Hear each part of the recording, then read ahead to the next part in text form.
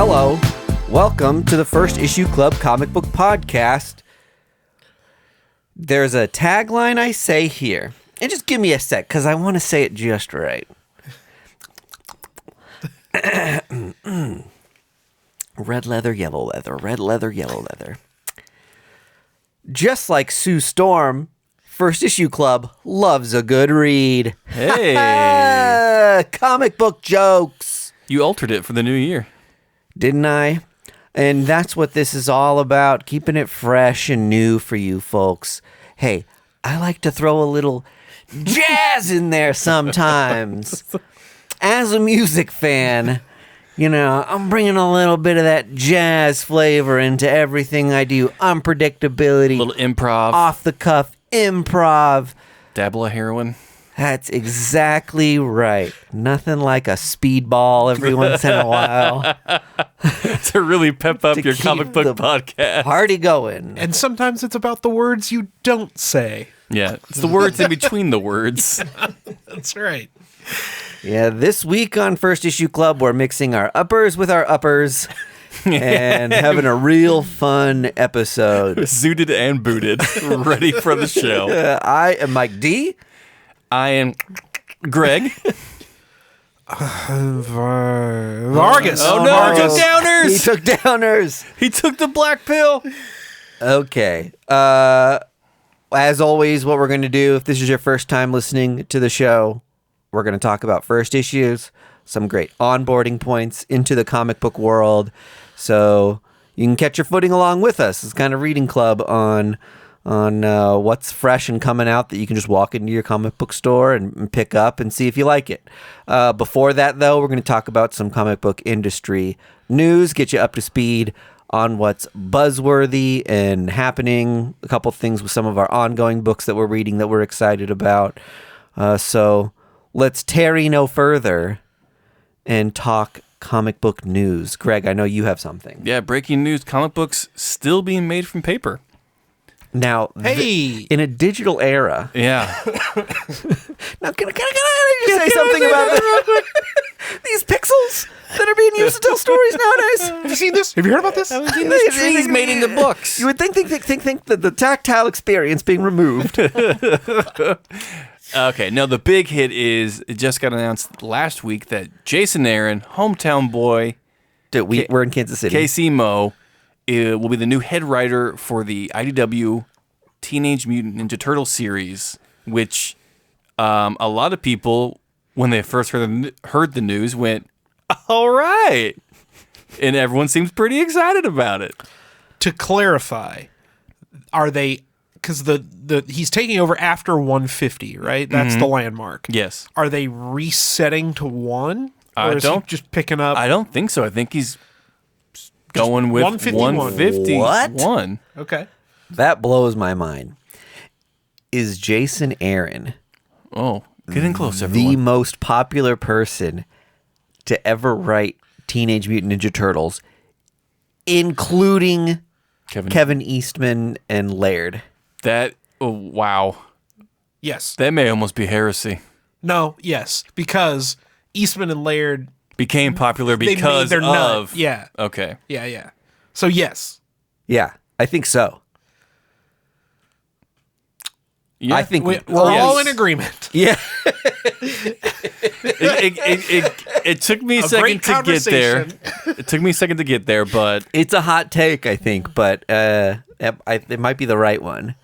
yeah, I think you're right. Maybe most popular is a good way to put it. I feel like we're hitting a point wherein things like this that started in comic books, the people who are writing now that are in their like 30s and 40s who can write whatever the fuck they want to write because they've really made a name for themselves in the comic book industry are getting into these properties that may not have seemed like cash grab IP things for a little while, right? But when you think about what Teenage Mutant Ninja Turtles really is at its core, God, I do sound like I'm fucking zooted. Yeah. Because really, now listen, it's really about adolescent reptiles learning the greatest martial arts. But TMNT really is like it's about family. It's like Batman legacy type characters, right? Just like comic book characters that have been around forever. Yeah. And you can tell whatever stories with them until the end of time. Sometimes they're going to be fun, family-friendly stories, and sometimes they're going to be dark and serious stories.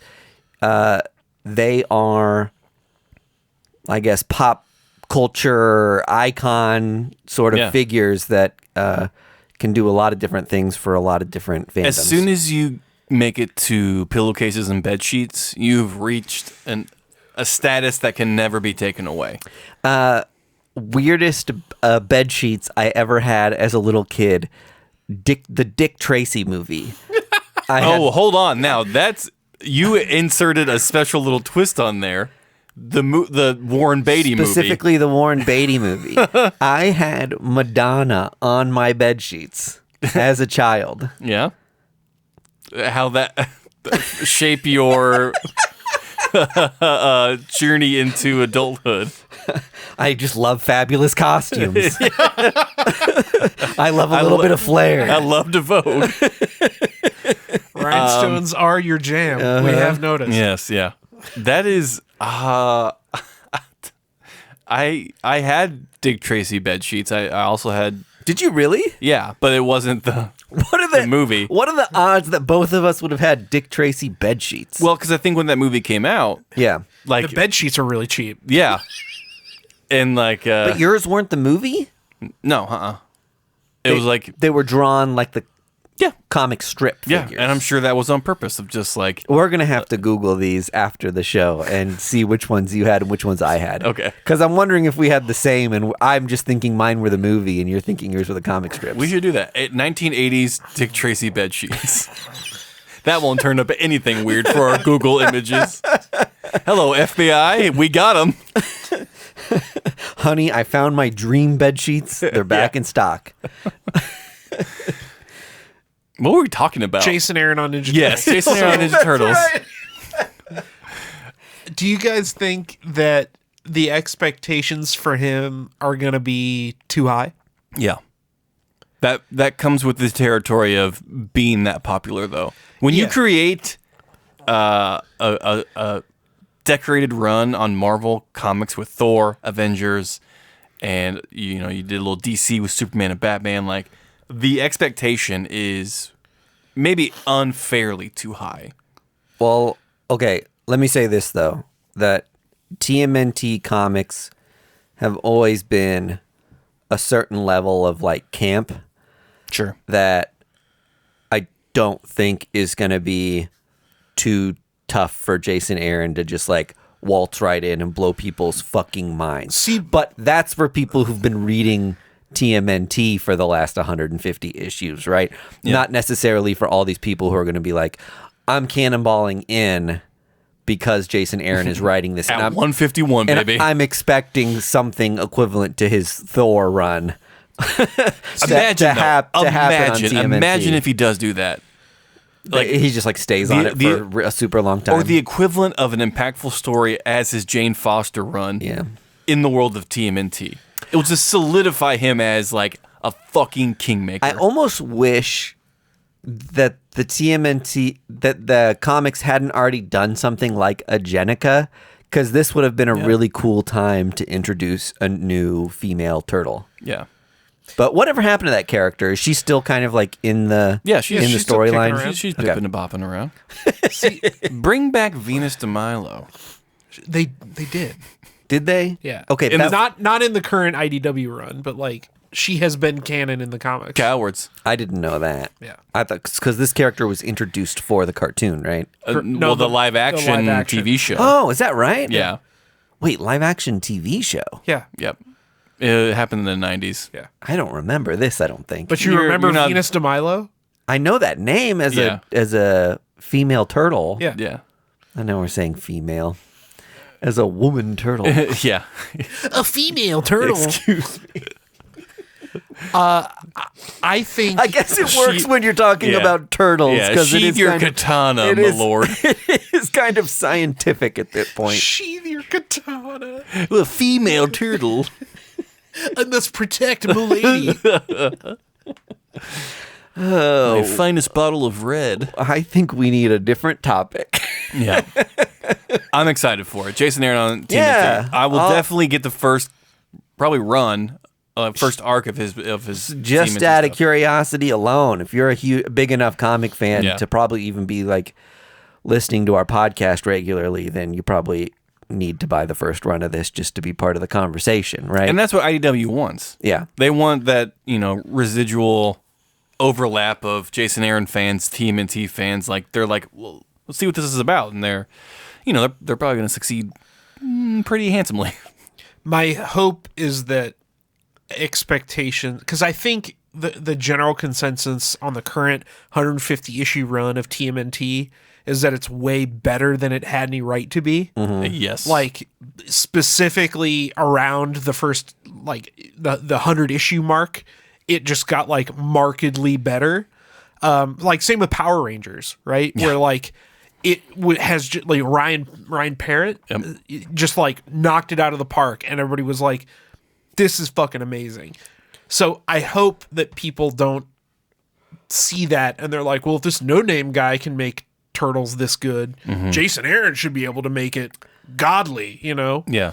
I always recommend TMNT Urban Legends to people who are like, Yeah. I've always kind of liked them, and I know they're comic books. Is that the Image series? No, this is the IDW series that, like, Kevin Eastman started doing the covers for. Yeah. That was supposed to be a continuation of the original run. Yeah. So it's got this kind of, like, brutality to it that's, like, I don't know, kind of what, like, you as, like, an 80s kid who wasn't really reading the comics but grew up on Ninja Turtles, but you're always kind of been in defense of them because you're like, it's actually for adults, though. Yeah. It's kind of grown up, actually. It's kind of actually mature. Yeah.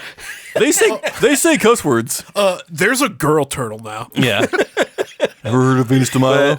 That series was rad. I really enjoyed it. And it was doing things like cutting main characters' arms off and killing other main characters. Like, it had, like, serious repercussions because they were like, the original series kind of was letting it hang loose with a lot of these characters that ultimately became cemented as, pop culture figures that we all recognize now. Yeah. But it was easy to say, like, their destiny has changed because they were brand new. They didn't carry the weight they carried then. And Well, so they're they handled all the characters with the same kind of... Yeah. It was an indie upstart, the TMNT Yeah. stuff. Like, they didn't give a shit really about what happened to these characters. And then they got that fucking then cartoon they did. show. Yeah. And they're like, oh, we need to keep this golden goose alive as long as possible.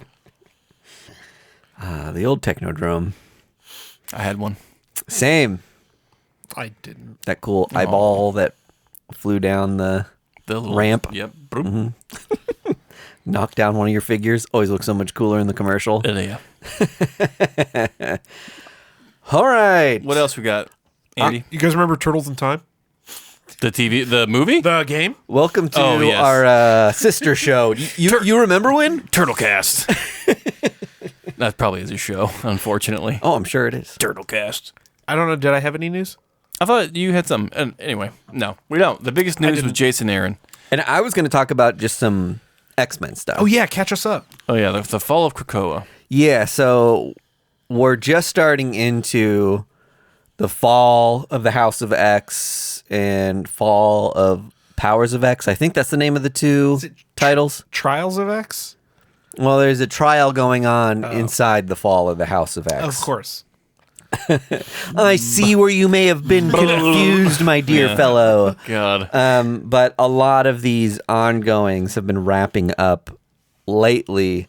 And I think if you're a big X head, you've had like monumental moments that have been very cool. But if you haven't been reading it, I mean, all this stuff has read like gobbledygook to you for a long time.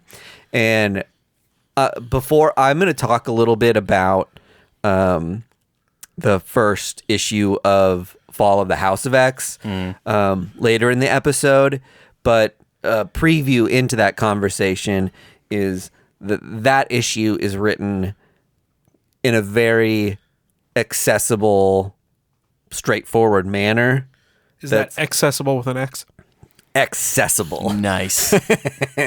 And it's almost a letdown to me as someone who is like so far into this like high fantasy. Like you can kind of equate what X-Men is to in 2024 to like those really nuts sci-fi fantasy novel series that just get so in depth and in the weeds with all the details that there's entire books of just like the lands and the types of people and just Wheel of Time. It's Wheel of Time. Yeah, you read all the Dune books and I watched the movie.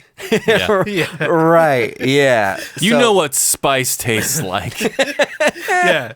And I think Timothée Chalamet's cute. Yeah. Who doesn't? So if I were to tell you guys that we're finding out who is reaching Dominion and that we're getting to like the Technarch like comeuppance and all this stuff, it's like those are things that are very exciting if you've been reading X for a long time. And for most people it's like, why can't X-Men just be like the team in blue suits fighting bad guys again? And I've gathered that Orcus is the bad guy.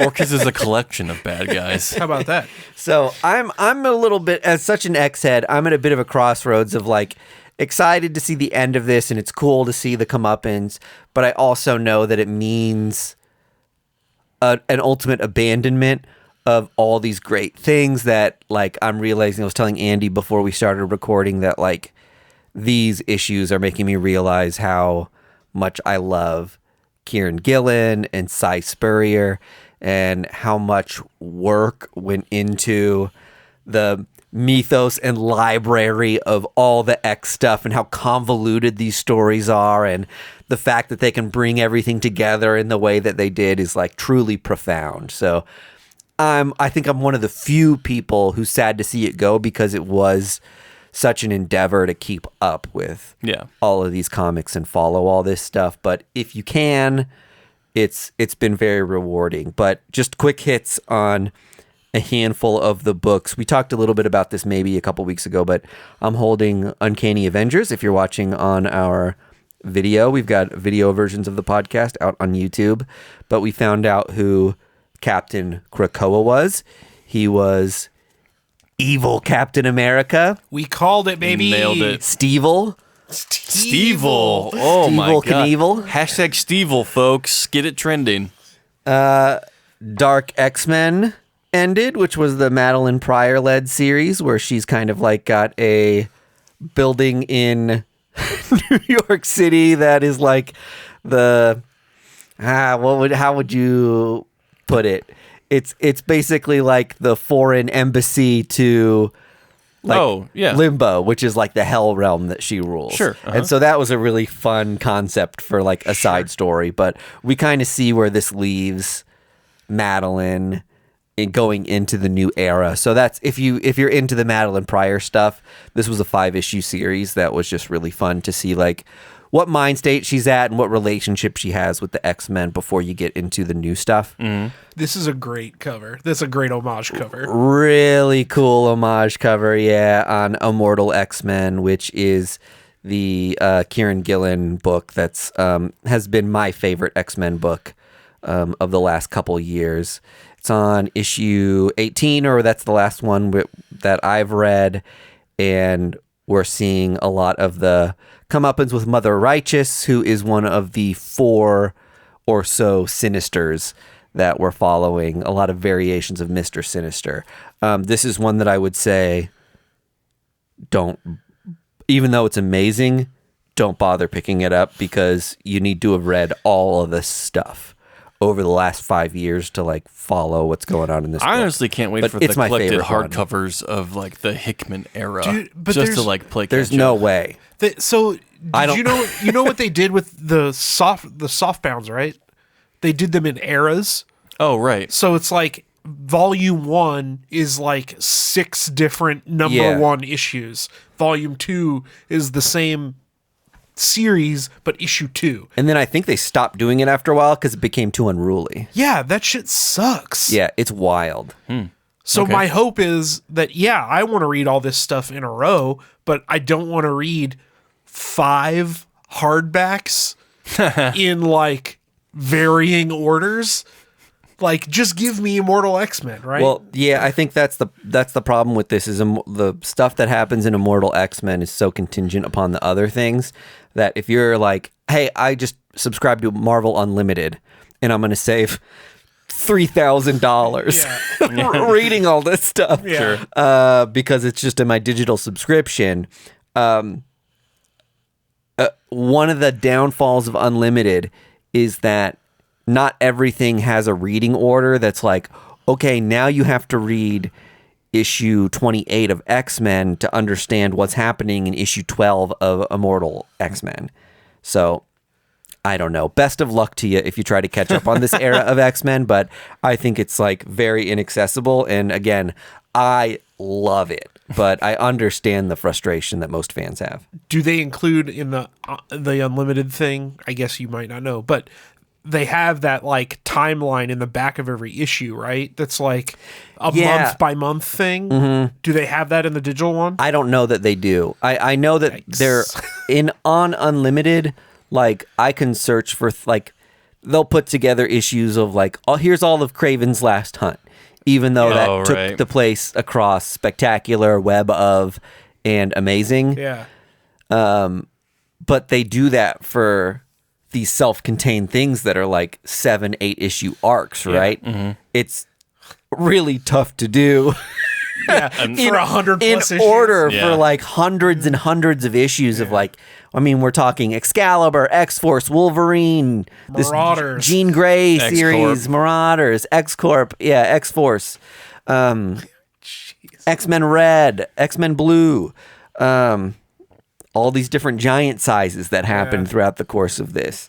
X-Men Red, the war for Mars has ended, and this is the issue in 18 by Al Ewing, again, one of my favorite writers, who tied a really cool bow onto that story. I think we've still got a couple issues of X-Men Red coming out to like really tie that story up, but this was kind of the big comeuppance. One of the coolest things, so I've got Uncanny Spider-Man number 5 and X-Men Blue Origins number 1, which if you are reading Uncanny Spider-Man and you didn't get see, I'm having a hard time following it even as I'm holding these in my hand, and you didn't get X-Men Blue Origins, you're doing yourself a disservice because this is issue like 4.5, which again, X-Men shit, so frustrating, right? To split all this stuff into different key series. This is one of the coolest X-Men books I've read in a while. Good, yeah.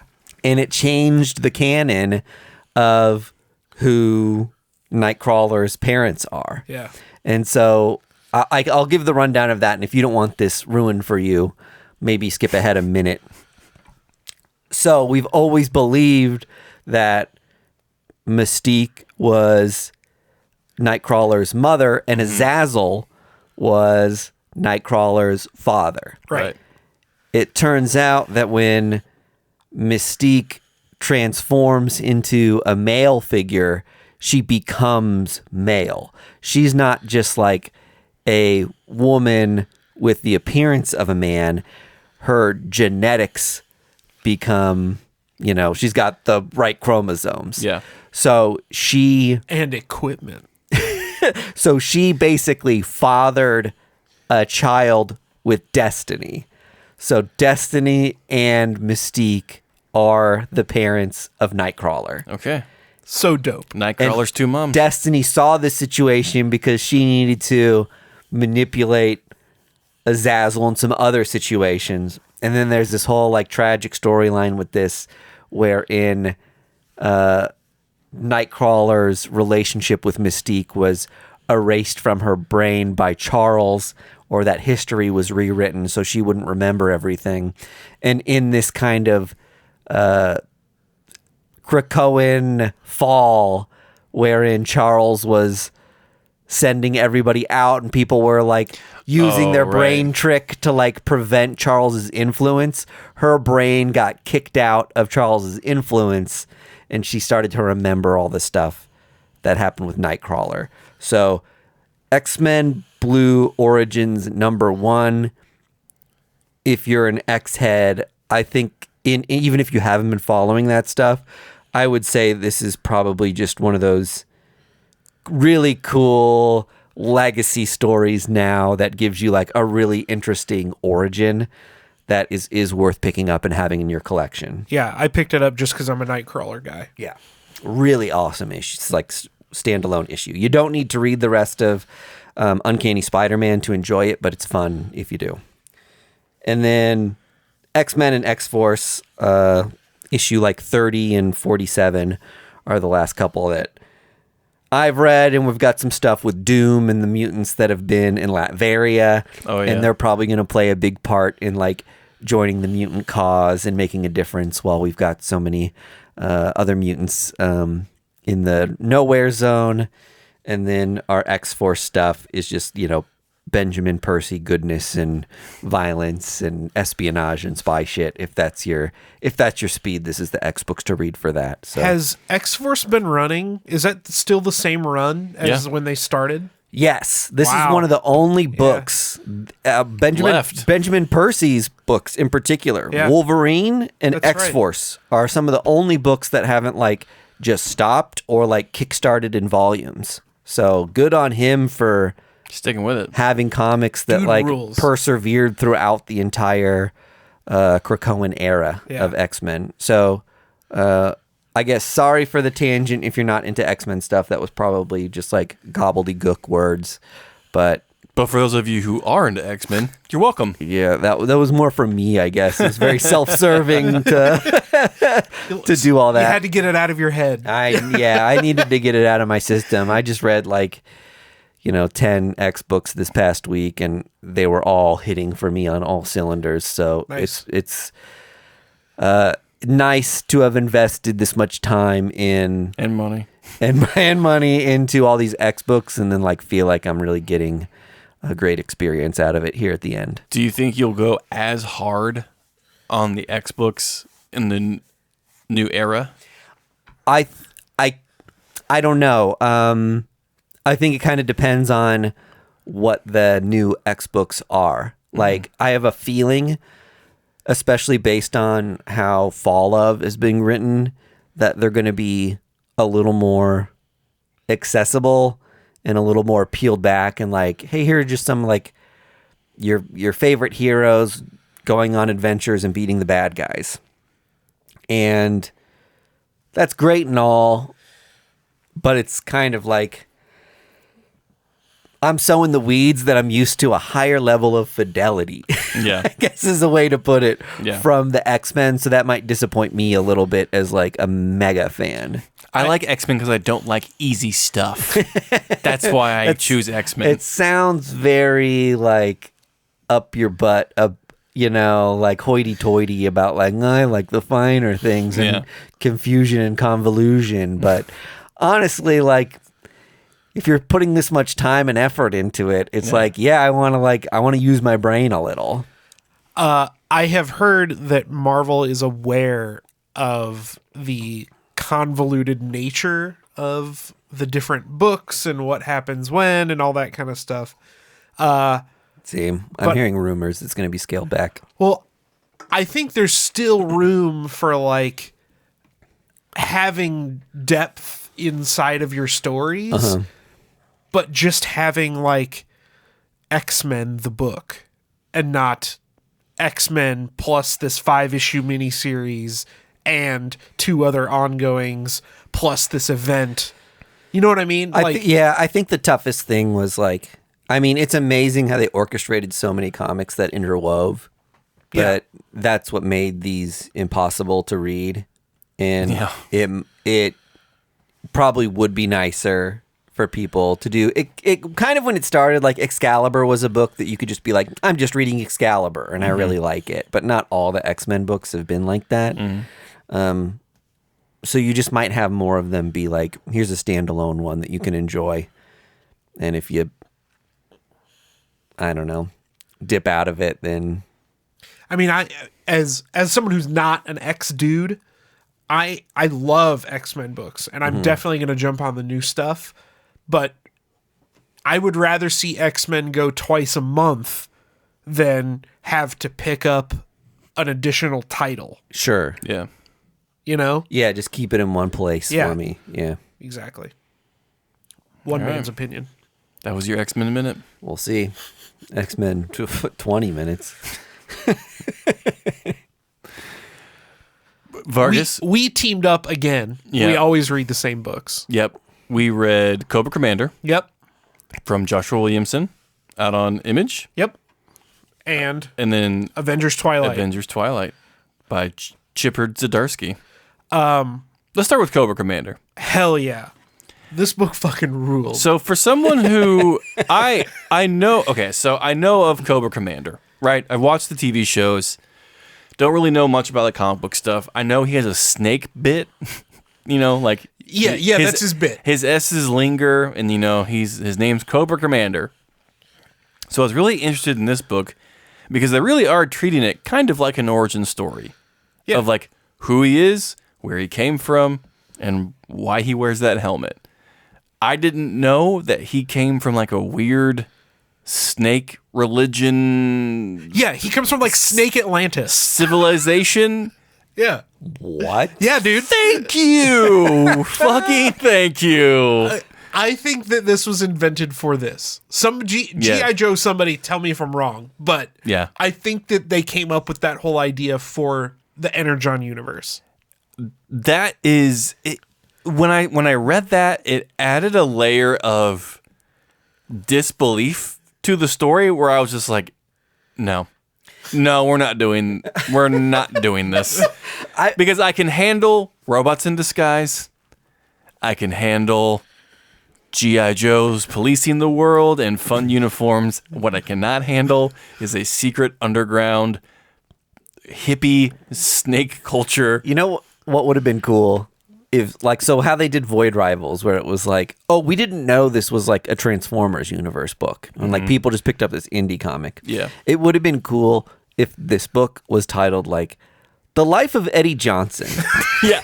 and then it's like these two parents Eddie's story. who are bringing their kids into who are bringing their child into therapy, and they're just like, he's just not getting on in school and not He holds making on to his friends, S's, doctor. and he's very violent. And then you see him in his his group therapy, and he's like, this is why I can't get along with my friends at school. My friends have too many arms. Kid named Duke beats him up. Yeah, just constantly. Why did you have to say that name? And at the end, he's like, I'm embracing the snake.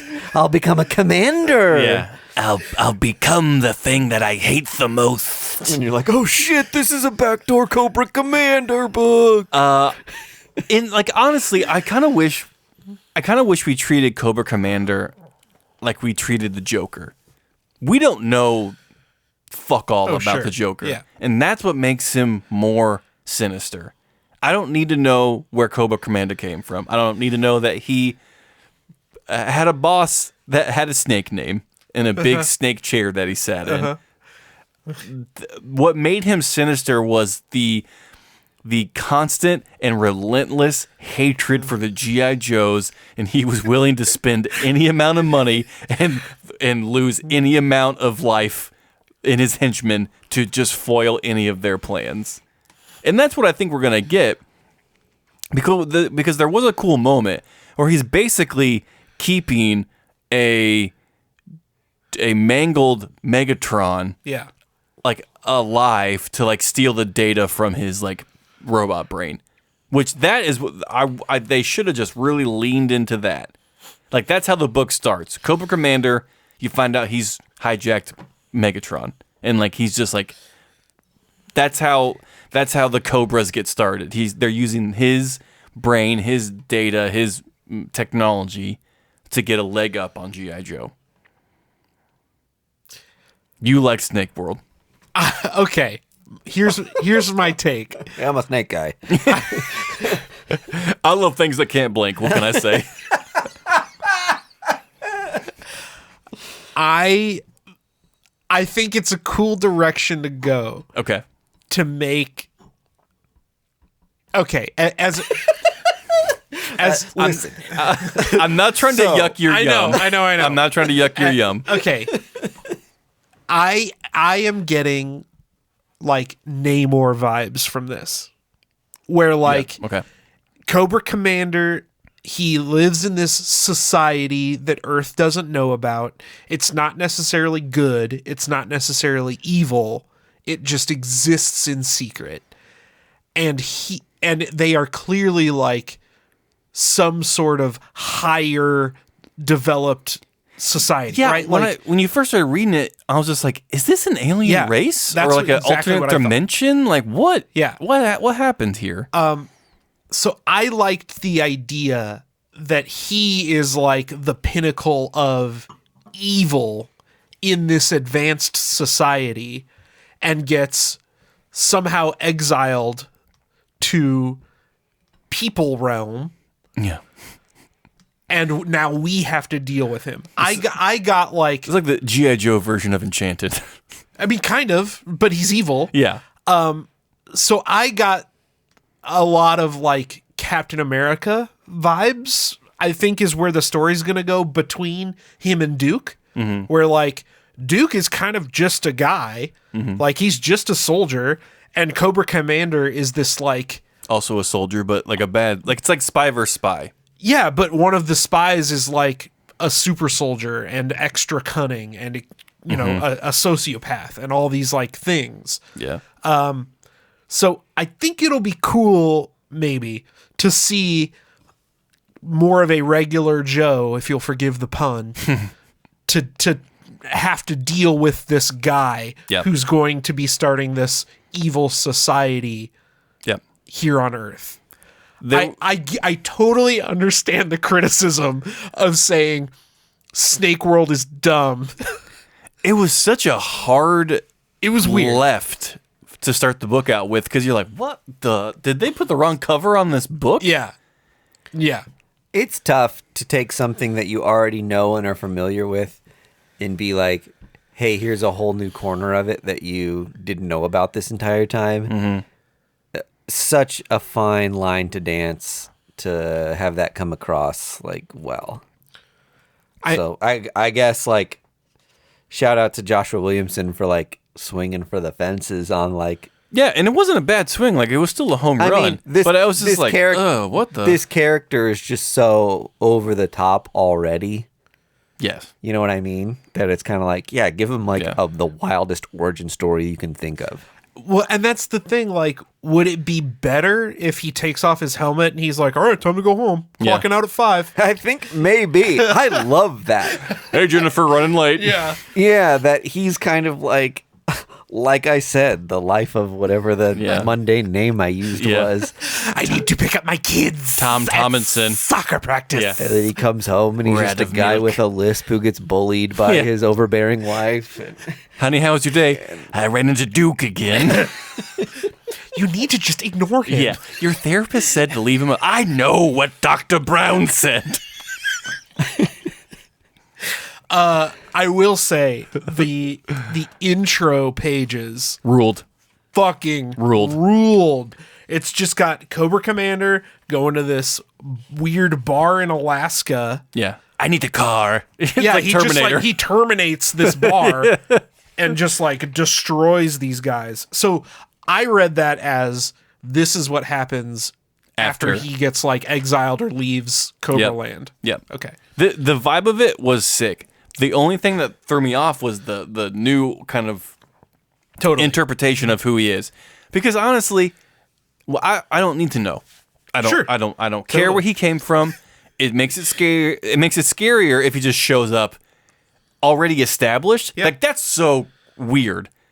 Like for a villain. Yeah. To like someone comes to like your door fully established. I have a squad of goons, all this machinery, and I'm here to kill you. You're like, I've never even heard of you, but you look fucking legit and scary. Like, that is, like, so beyond, like, you don't need a secret realm of hippie snake people in my mind. Anyway, Can I just say, this is the most Jack Kirby cover I've ever seen there's in my life. Crackle. This is the David Asia variant. Oh, okay. Yeah. It's sick. There's Crackle on it, and these are like machines straight out of like New Gods. Yeah.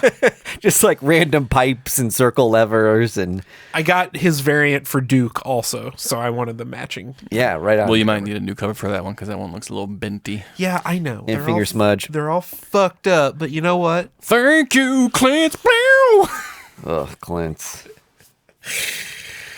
What else do we read, Greg? We read Avengers, Twilight from Chip Zdarsky, and I want to say all of this before I say the bit part. Oh, okay. I really liked this book. I thought it was really fun. I thought it was a fun idea. The characters in it are familiar, but they're also kind of fish out of water. Mm-hmm. The story that they're telling is kind of relevant to what the world we're living in today. What? Where I'm really kind of trepidatious here is this book seems like boomer bait. This seems like Clint Eastwood screaming at a chair. This seems like Shawshank Redemption on TBS on Sunday afternoon. Or just like the older generation knows best. These young whippersnappers don't know what they're doing. Oh, you think so? Now I get Okay. now I get that there's an exaggeration because it's like a pseudo-fascist overtaking of the current society that they're in. I know that it is based upon H-Day, an event that happens in this book where Ultron comes back and I guess he boosts the powers of all the villains. While does he decrease the power to the other superheroes, or he just fucks? Ultron just fucks with everything. Yeah. Essentially. A lot of people die. Boston is just gone now. So I get that they were cast out because of it appears that they let the world down, but it was really more behind the scenes than really what's happening, and you get this commentary of Nepo Baby Stark saying that these old guys don't know what they're talking about anymore, how dare they want to change the rhetoric now, and there's an interesting thing about a new documentary coming out trying to make the Red Hood or the Red Skull look like a good guy, Yeah. because he wanted to take out Hitler. And Captain America's he wanted to take out Hitler because he wanted to be a better Hitler. Yeah. What the fuck? So I get that, but it all just seemed wrapped in this ball of what I see people who watch Fox News a lot of, just these kids today don't fucking know, on their TikToks they don't know how to make money or something. It's just and I know Chip Zdarsky isn't that writer. Yeah. So I know something is gonna flip here and it's gonna blow my mind, but that's what the taste I got after I finished this book. I see where you're coming from, where it wasn't expressly shown who's the dictator, who's the fascist. Right. So yeah. Because there definitely is a fascist undertone to it. There's sure. There's a curfew thing in place. There's But really strict laws. Yeah, but the villain is Gen Z Tony Stark Jr. Yes. Right. And that's how Captain America is kind of painting it. Right. And that's how old Luke Cage and old Matt Murdock is painting it, of just these fucking young kids today don't know fucking shit. Yeah. We used to fight for this country, and I don't know. In the world that the story is being told, they are correct, but it would be easy for anyone to change the narrative of this book into today's terms and misconstrued what this book is actually about. Yeah, if that makes sense. Certainly, taking this issue isolated, that would be incredibly easy. Yeah. I see this end up being it gave me a ton of Spider-Man Reign vibes. Mm-hmm. That Carrie Kyle Andrews thing. Mm-hmm. I think these guys are going to inspire like the new generation to rise up and like take it back, whatever. Yeah. That's how I see the story going. But you're absolutely right. I did not get that, but you're absolutely right. Somebody could read this book and be like, yeah, we need to show these kids who the real America is. Let's make superheroes great again. Yeah. It's like, is this Wild Hogs 3? Like, Marvel edition? For sure. But it was cool that seeing Luke Cage, like, get a new Defenders team going. Yeah. And it was interesting to see that, like, Luke Cage's bulletproof skin is now, like, his coffin. Yeah. Because it's, like, getting really rigid and he can't move a lot. So he's, like, kind of just, like, stuck in his own body. Yeah, he had like some sort of like exoskeleton that helped him walk, and he's like basically wheelchair bound. Yeah. The artwork in this was crackerjack, man. Yeah. It was awesome. It was like super very wild. futuristic. Like Very cyberpunk. yeah, every cyberpunk thing you can ever imagine is represented here in this book. Yeah. Speaking of Luke Cage, a book we didn't cover on First Issue Club.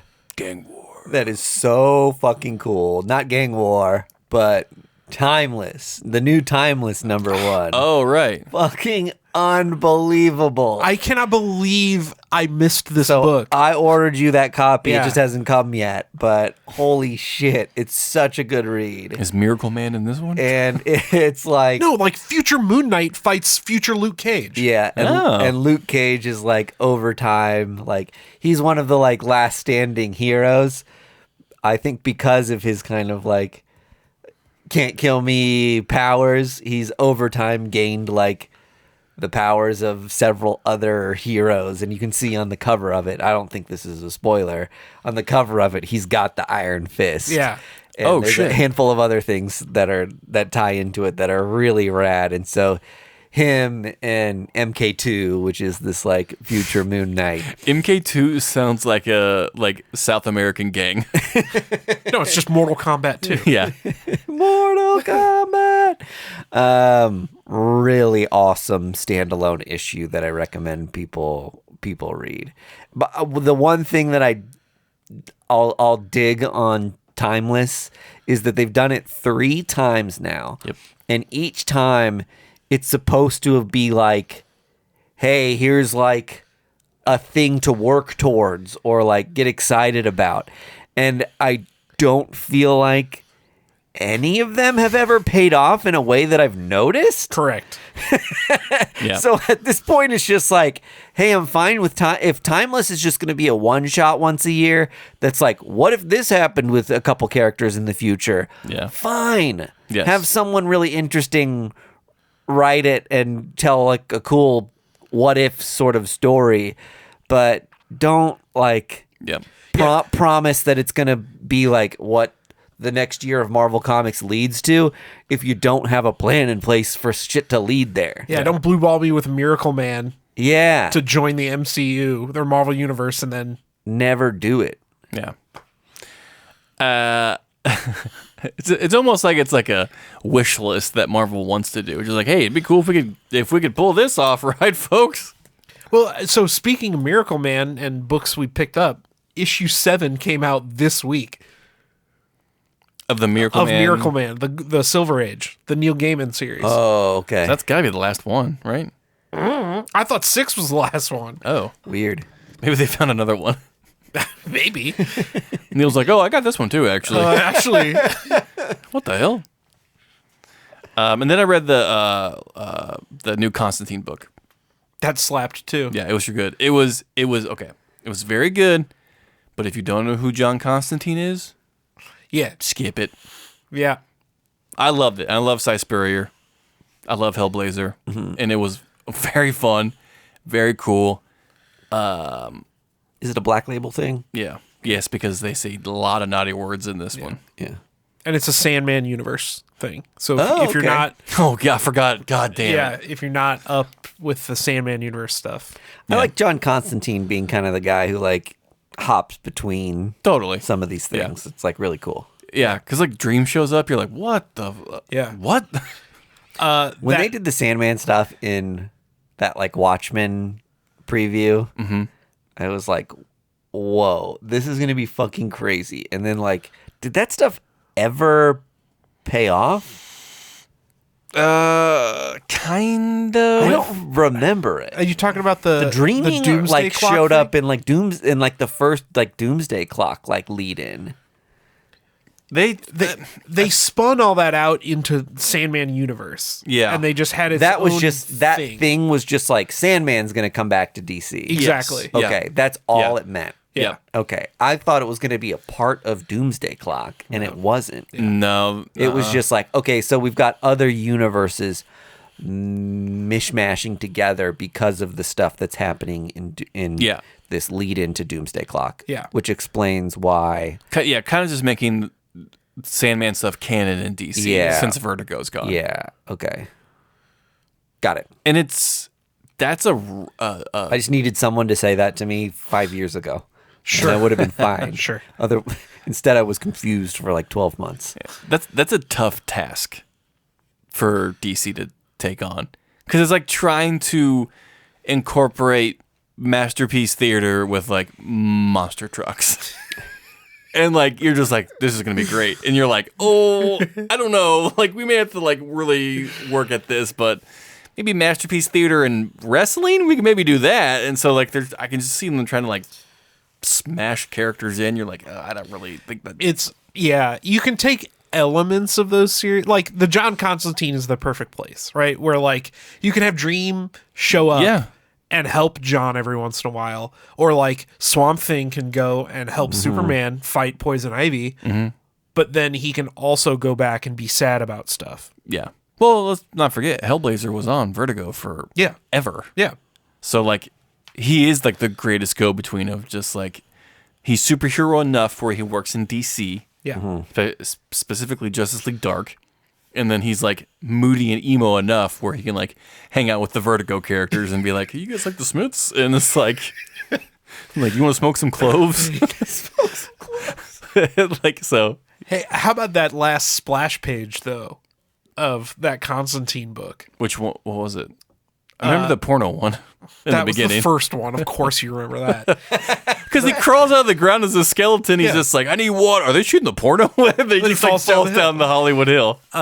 No, that splash page where he's calling out for Swamp Thing to help him, Oh, right. and Swamp Thing is there on a golf course. Yes. And his whole face is like the golf hole. Yeah. Like the And whole land. I yeah. had to like stare at it, and I was like, "What is this? Like, where is that voice coming from?" And then you realize that like his mouth is a sand The trap, sand trap, yeah. and his eye is like one of the holes, and it's like, Yeah. It's like one of It's those, like, wild. it's like the last page in a Mad magazine where you have to fold Yeah. it together. You're like, oh, there you are, Swampy. yeah, you had to like squint and hold it. It's a back, magic and- eye. yeah. It's a scooter.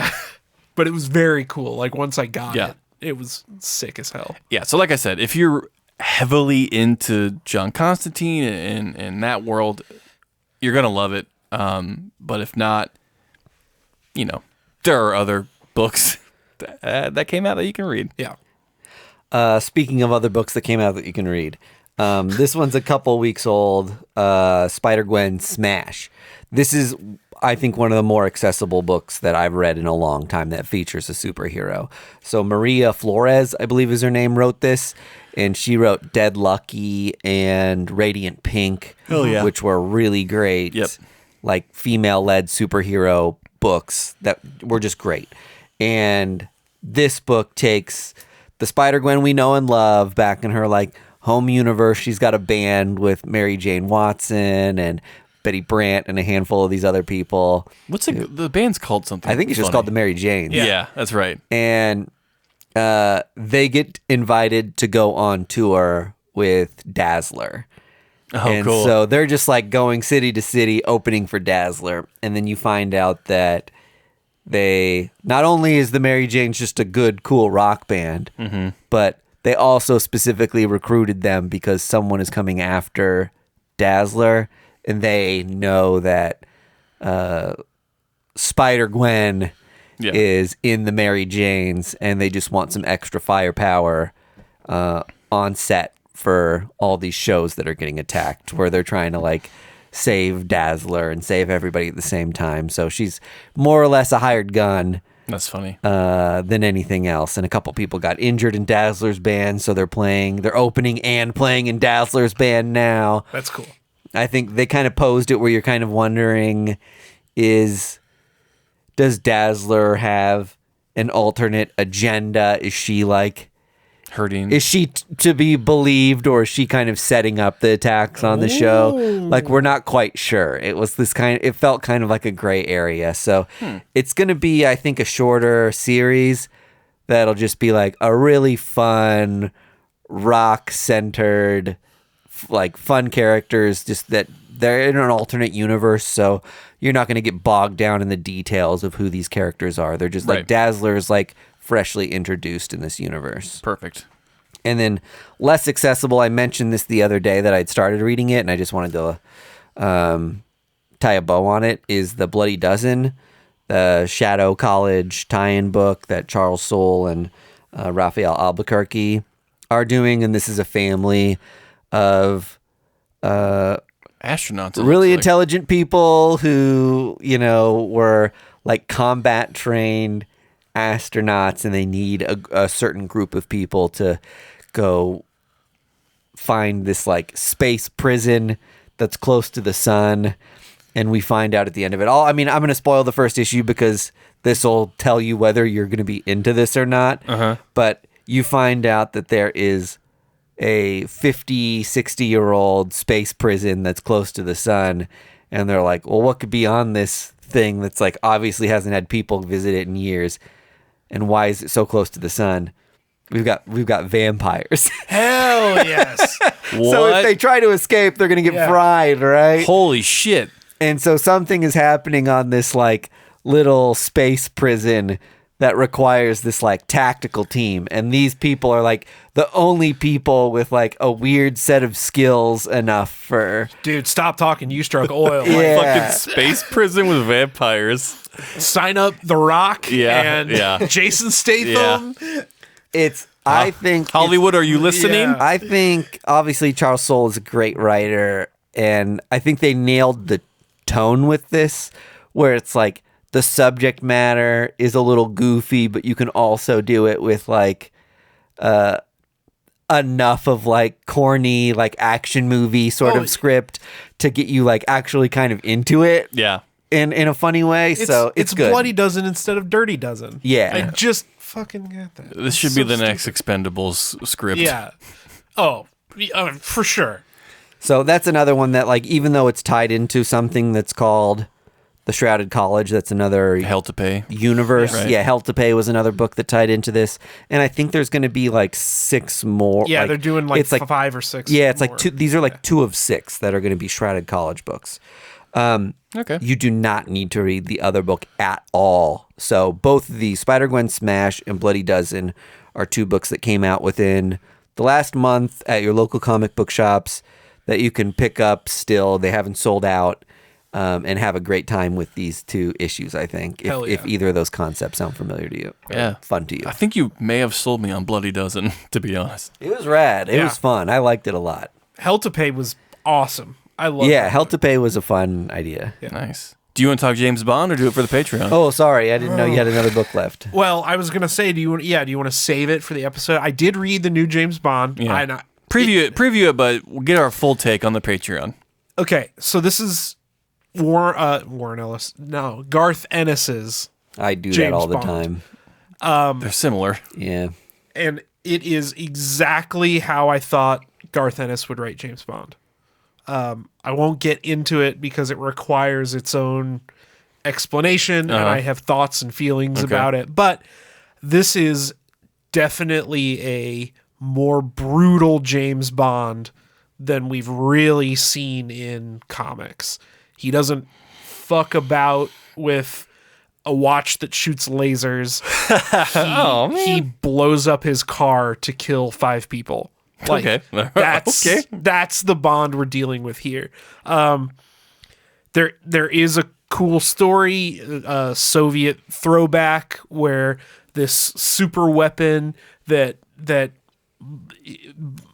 is like a water bomb that instantly freezes everything in a room and then melts super fast, gets stolen. So you can detonate it in a room and then leave no evidence.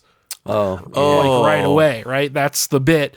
That gets stolen from MI6, and of course, Bond is the only one who can take the case and figure out who stole it, who's trying to make more, and save the day. From the previews thing of it, is there?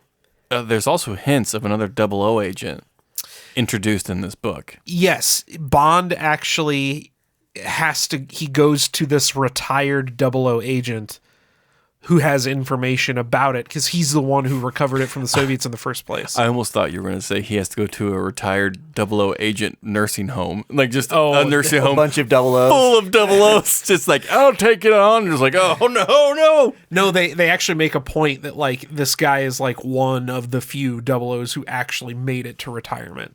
Wow. Because they all die. But again, I have a lot of thoughts and feelings about the way Garth Ennis wrote this character, both good and bad, and it requires more of a dissection. So, that's First Issue Club. Beb, listen to the outro for the details on how you can support us at patreon.com/First Issue Club and all of our social medias and that good stuff. So, appreciate you listening. Leave us a review if you enjoyed the episode to help more people find our fun little show about comic books. Bye.